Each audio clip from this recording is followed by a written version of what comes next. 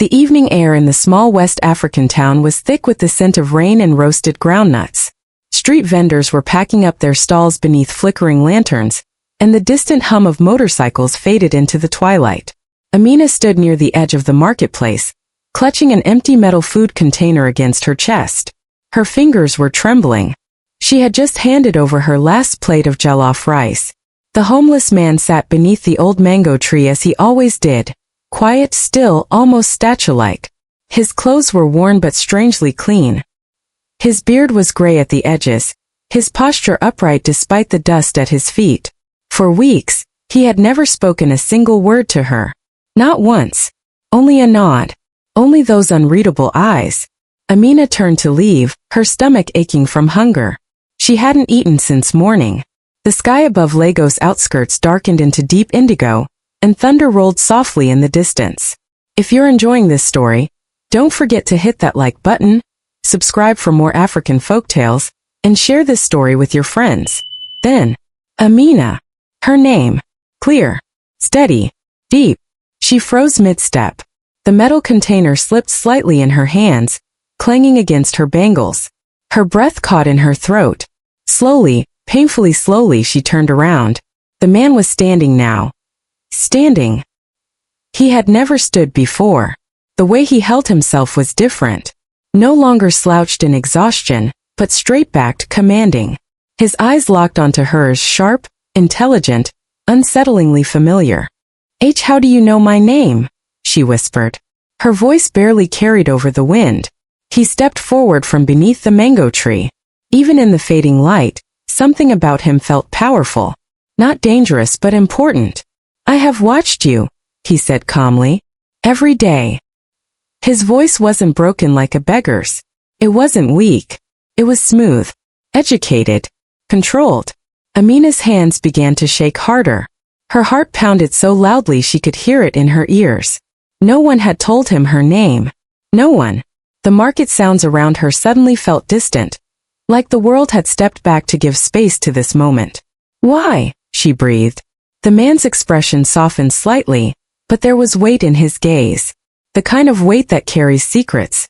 "That," he said quietly, "is something you deserve to know." A crack of thunder split the sky above them, and in that instant Amina realized, the man she thought she had been feeding out of pity, was not who she believed him to be. The rain began to fall. Before that stormy evening, before the strange sound of her name on his lips, there was only survival. Every morning, long before the sun rose over the rusted tin roofs of her neighborhood on the outskirts of Lagos, Amina was awake. The first call to prayer drifted through the humid air, mixing with the distant crow of roosters and the rumble of early Danfo buses starting their routes. Amina would sit up slowly on her thin mattress, careful not to wake the neighbor's baby crying through the cracked cement wall. She tied her headscarf neatly, washed her face with cool water from a plastic basin, and counted the few crumpled naira notes she had earned the day before. Sometimes she sighed. Sometimes she smiled anyway. By sunrise, she was already in the open-air market, setting up her small wooden stall between Mama Saad, who sold tomatoes, and old Mr. Bello, who repaired sandals. Her charcoal stove crackled as she stirred a large pot of jollof rice, the rich scent of pepper, onions, and thyme rising into the busy morning air. Sweat beaded on her forehead as the heat wrapped around her like a second skin. "Ah, Amina," Mama Saad would call. "You work harder than all of us combined." Amina would laugh softly. "Hard work does not complain, Mama." Customers came and went. Laborers with dusty boots, office workers rushing with pressed shirts, schoolchildren clutching coins tightly in their palms. "How much for small plate?" a young boy would ask shyly. "For you? Pay what you can," Amina would reply gently. But kindness did not always return profit. By late afternoon her feet ached. Her back throbbed. And when she counted her earnings, it was often barely enough to buy more rice for tomorrow.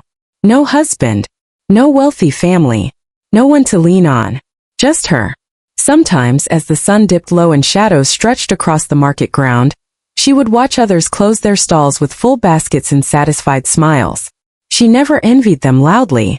But hunger has a quiet voice. And on many evenings after selling nearly everything, she was left with just one final plate of food, meant to be her own dinner.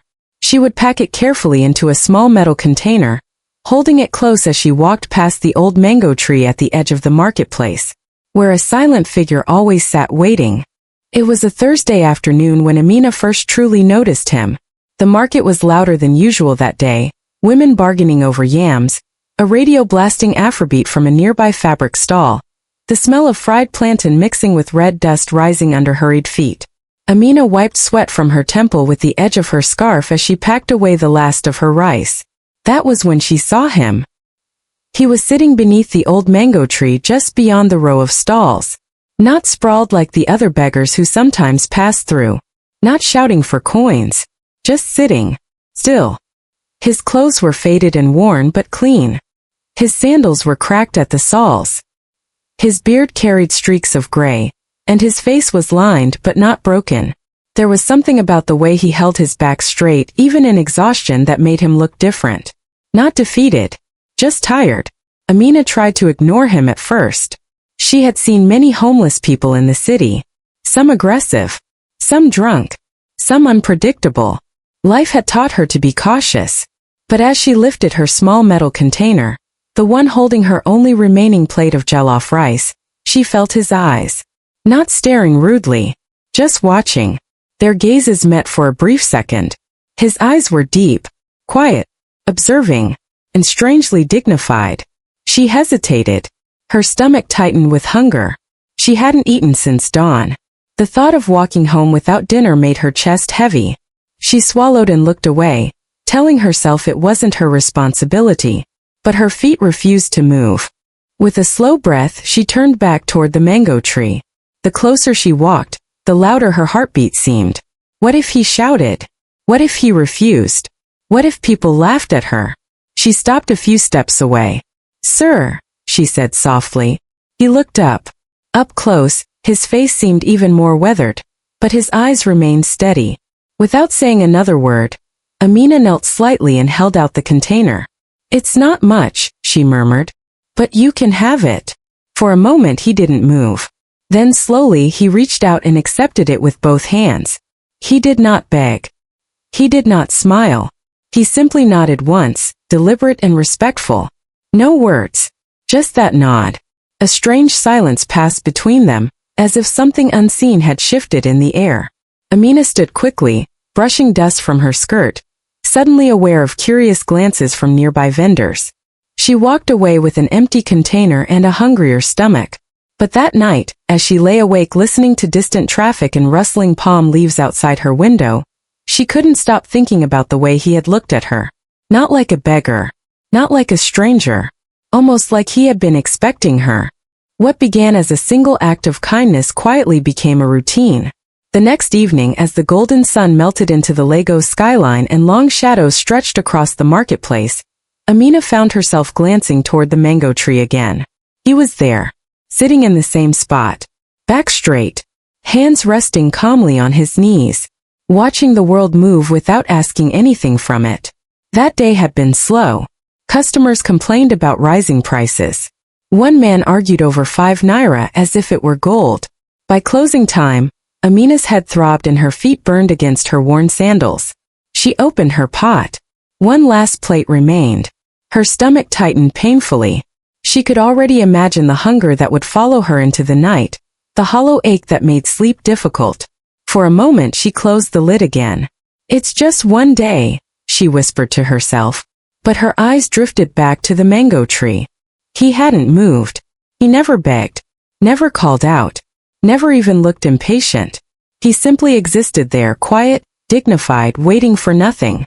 With a soft exhale, she filled the metal container and walked toward him. He looked up as she approached. "I didn't sell much today," she said gently, kneeling as before. "So this is smaller." He accepted it with both hands again. That same single nod. No smile. No words. Just gratitude and silence. Days turned into weeks. The market women began to notice. "You will starve yourself for that man," Mama Saad warned one afternoon, shaking her head. "He gives you nothing back." Amina only smiled faintly. Not everything valuable can be seen. Some evenings, her hands trembled from hunger as she walked home. Other nights, she drank water to quiet the ache in her stomach. Yet each day when the final plate remained, her choice never changed. And something unspoken began to grow between them. A rhythm. A quiet understanding. Sometimes, as she handed him the food, their fingers brushed briefly. His hands were rough but steady, stronger than she expected. His eyes lingered on her a little longer now, studying, measuring, as if memorizing her. The silence between them no longer felt empty. It felt intentional, like a story waiting for its moment. And though he had never spoken a single word, Amina could feel that something was building, something that would not remain silent forever. In a place where everyone knew everyone, kindness never stayed private for long. The whispers began softly. At first, it was just lingering stares as Amina carried her final plate past the fabric stalls each evening. Then came the murmurs, low voices weaving through the market air like smoke from charcoal fires. "She feeds that stranger again," one woman muttered while arranging her baskets of okra. "Every day," another replied. "And she is not even married. Who knows what that man wants?" The words reached Amina's ears more often than she pretended. One afternoon, as the sun burned hot above the corrugated rooftops and flies buzzed lazily around fruit stands, Mama Saad leaned closer to her. "Amina," she said quietly, "you are a good girl. But the world is not gentle. That man, he could be pretending. These city people are clever." Amina stirred her pot slowly. The wooden spoon scraped against the metal, steady but distracted. "He has never asked for anything," she replied. "That is what makes it suspicious," Mama Saad insisted. Later that evening, two young men laughed openly as she walked toward the mango tree. "Ah, here comes the wife of the silent king," one of them called mockingly. The other added, "Maybe he is a thief. Maybe he waits for night." Heat rose to Amina's cheeks, but she did not stop walking. Under the mango tree, the stranger sat as always calm, detached from the noise around him. If he heard the laughter, he gave no sign. If he felt the judgment, it did not show. When she handed him the food that evening, her hands were less steady. "People are talking," she whispered, almost embarrassed by the confession. He looked up at her. His eyes did not hold fear, only awareness, and that same deliberate nod. The gossip grew louder over the days. Some neighbors warned her directly. "You are wasting food," an older woman snapped one morning. "You struggle already. Why carry another burden?" For the first time, doubt flickered inside Amina. At night, lying on her thin mattress, she stared at the ceiling and replayed their words. Was she being foolish? Was she risking her safety? Her future? But every time she imagined walking past the mango tree without stopping, her chest tightened. And so, the next evening, despite the whispers and mocking laughter echoing behind her, she carried the last plate once again. The day everything almost broke her began before sunrise. Amina woke with a dull ache already settled in her stomach. The small bag of rice in her kitchen corner was nearly empty. She measured it carefully, counting every grain as if it were precious gold. There would be just enough to cook one modest pot, barely enough to sell, certainly not enough to keep anything aside. By afternoon, the sky over Lagos had turned heavy and gray. The air felt thick, pressing down on the market like a warning. Customers were fewer than usual. Some complained they had no money. Others promised to pay tomorrow. Tomorrow did not feed today. By the time the sun began to dip, her pot was scraped almost clean. Almost. At the very bottom clung a small portion, barely half a plate. Not even enough to fill the usual metal container. Her hands trembled as she stared at it. All day she had eaten nothing. Her head felt light, her knees weak from standing since dawn. A wave of dizziness passed over her, and she had to steady herself against the wooden stall. "This one," she whispered to herself, "I will keep. For once. For once she deserved to eat." Slowly, she scooped the small portion into her container. It looked pitiful, rice sticking unevenly to the sides. Not even enough to satisfy a child. She closed the lid and took one step away from her stall. Then she saw him, under the mango tree as always, still, waiting. But tonight he looked different. His shoulders seemed slightly lower. The wind tugged at his worn shirt, and he did not shield himself from the dust swirling around him. Amina's throat tightened. She walked toward him slowly, her legs heavy. Each step felt like surrender. When she reached him, she knelt down, opened the container and paused. Then quietly she reached into her bag and pulled out the only thing she had left, a small piece of dry bread she had saved from the morning. With shaking fingers, she split the rice into 2 uneven halves, one slightly larger, one painfully small. She placed the larger portion back into the container and held it out to him. "I have little today," she said softly, her voice unsteady. "But you should eat." He looked at the food, then at her. For a brief moment, his gaze lingered on the smaller portion still in her hand. His jaw tightened slightly, but he said nothing. As always, he accepted it with both hands, and nodded. That single nod felt heavier than ever before. Amina stood, clutching her tiny portion, her vision slightly blurred from hunger. As she turned to leave, the wind picked up sharply. Dark clouds gathered overhead, and somewhere in the distance, thunder began to roll. The rain did not begin gently. It arrived like a warning. By late evening, the sky over the market had turned almost black, swallowing the last traces of sunset.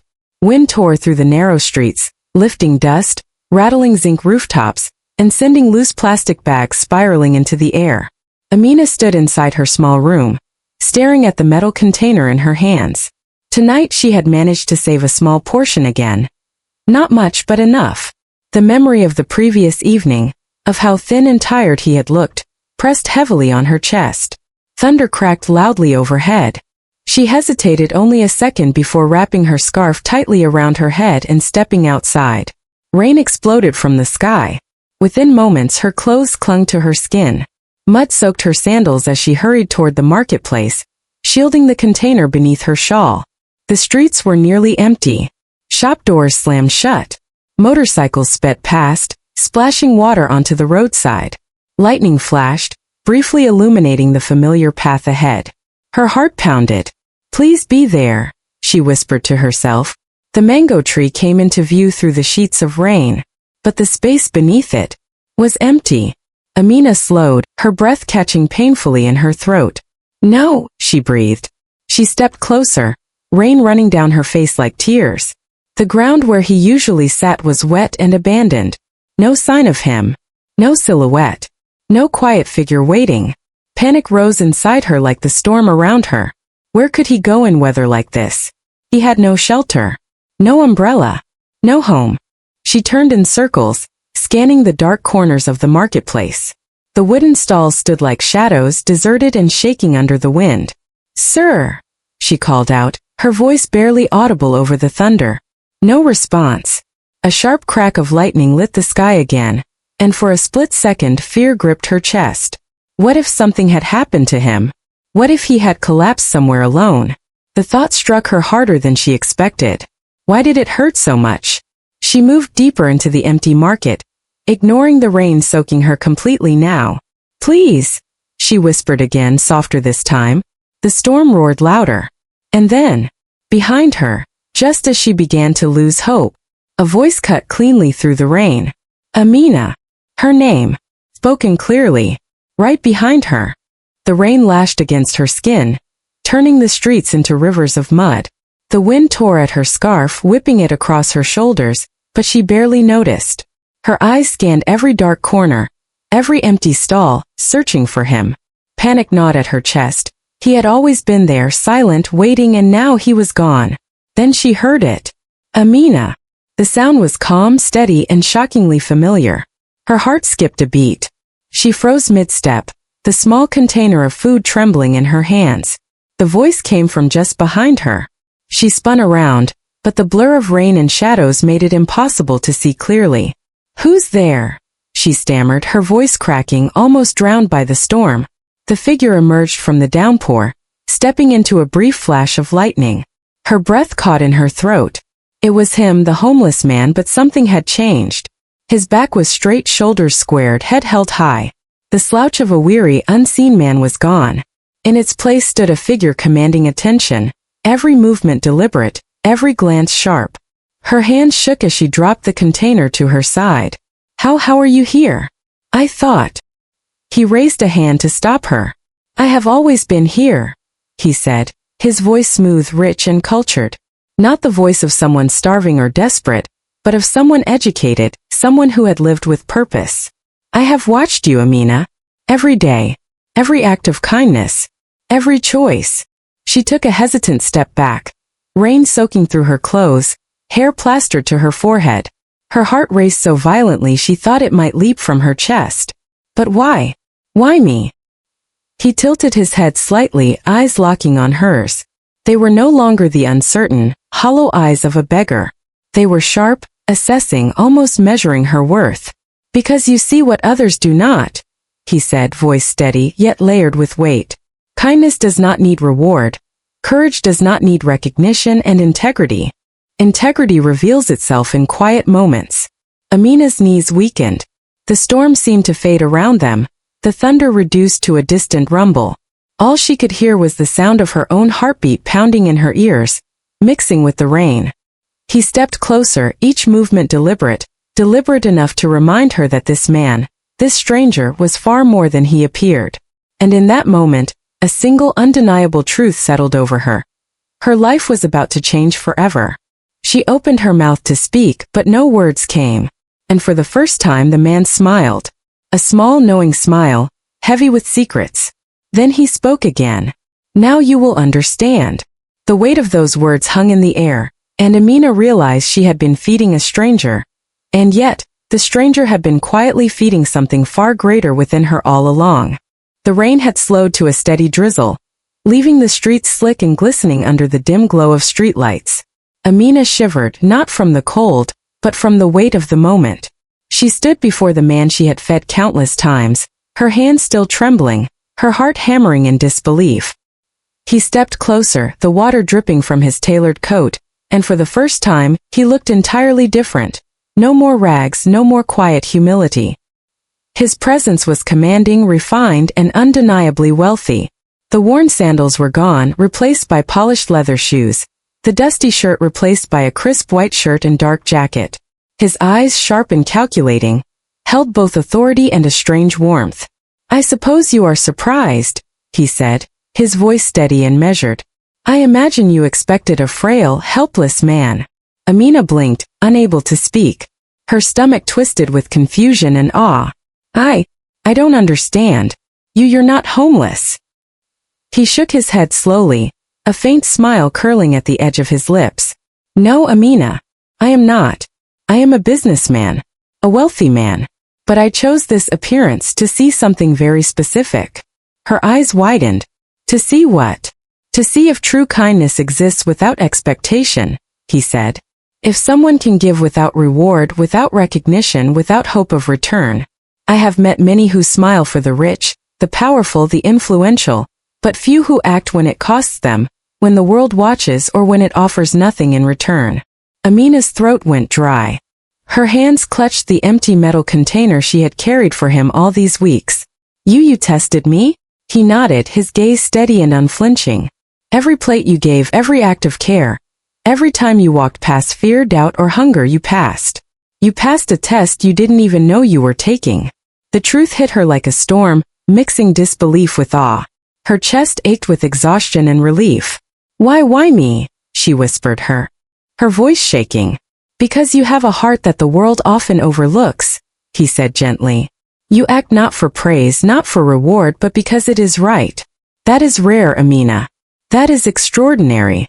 The drizzle around them seemed to soften, the night quieting as if the city itself were holding its breath. Amina felt a mixture of shock, humility, and overwhelming gratitude swell inside her. The man she had considered helpless, who had become a silent witness to her sacrifice, was in truth a man of power, and he had seen her heart clearly. For the first time in weeks she let herself breathe. And though the storm had passed, something even greater had arrived. Justice, revelation, and a promise of a world transformed by unseen kindness. "Come," he said softly. "Let me show you that goodness does not go unnoticed." Amina nodded, unsure of what awaited her, but certain of one thing: her life would never be the same. Rain had stopped entirely now, leaving the streets shimmering under the glow of flickering streetlights. Puddles reflected the orange and purple hues of the night sky, and the scent of wet earth filled the air. Amina stood beside him, her hair plastered to her face, her clothes damp, and her chest still racing from the storm and revelation. He looked at her with a calm intensity, as if measuring not just her actions, but the person she had been all along. "Amina," he said, his voice warm but firm, "what you have done goes far beyond giving food. You have shown courage, selflessness, and integrity, qualities the world often overlooks." Amina's lips parted but no words came. Her hands, still clutching the empty metal container, trembled slightly. The exhaustion of weeks of sacrifice and hunger pressed against her, but so did a strange, almost dizzying sense of hope. "I want to offer you more than thanks," he continued, stepping closer, the light of a nearby street lamp catching the edges of his coat. "An education if you desire it. Support for your future, your business. A partnership that could help not just you, but your community." Her heart thumped wildly. She had never imagined such opportunities, never dared to hope for them. And yet she realized something even more profound. This was not just about wealth. Not about money, not about luxury, not about rewards. This was about recognition. Recognition of her heart, her choices, the unseen kindness that she had given quietly and without expectation. She lowered her gaze for a moment, overwhelmed, but a small genuine smile crept across her face. I don't know what to say," she whispered, her voice almost breaking. "You don't need to say anything," he replied softly with a reassuring nod. "Your actions have already spoken." The night felt lighter now. The city noises, the distant honks, the chatter, the faint hum of motorcycles, returned around them, but they seemed softer somehow, like the world itself was acknowledging her bravery. Amina took a deep breath, letting the damp air fill her lungs. For the first time in weeks she felt whole, not because she had survived hunger, not because she had struggled, but because her heart, her quiet generosity, had been seen and valued. The man stepped back, giving her space, and for a moment, they simply stood together in the glistening streets, letting the silence speak louder than words. Then he said, his voice carrying like a lesson and a blessing all at once, "Kindness given in secret echoes the loudest." Amina nodded slowly, letting the truth of those words sink deep into her soul. And in that moment, she realized her world had shifted, quietly, powerfully, forever.